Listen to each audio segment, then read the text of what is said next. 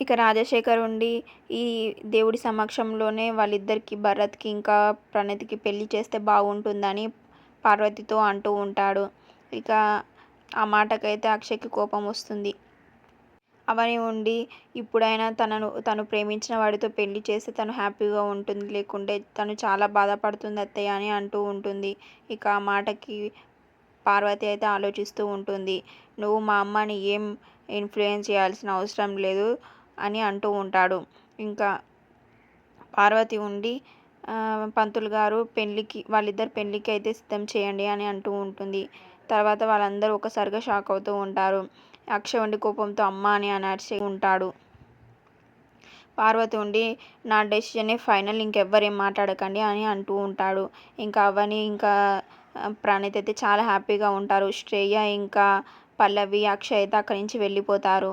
ఇంకా ప్రణతి పెళ్ళైతే సిద్ధమవుతుంది. ఇంకా భరత్ అయితే తాళి కడుతూ ఉంటాడు.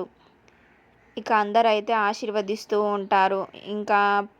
ఇక అందరూ అయితే చాలా హ్యాపీగా ఉంటారు ప్రణతి పెళ్లి ద్వారా. ఇంకా చూద్దాం నెక్స్ట్ ఎపిసోడ్లో ఏమవుతుందో. ప్లీజ్ అంతవరకు subscribe my channel for more videos and do support me.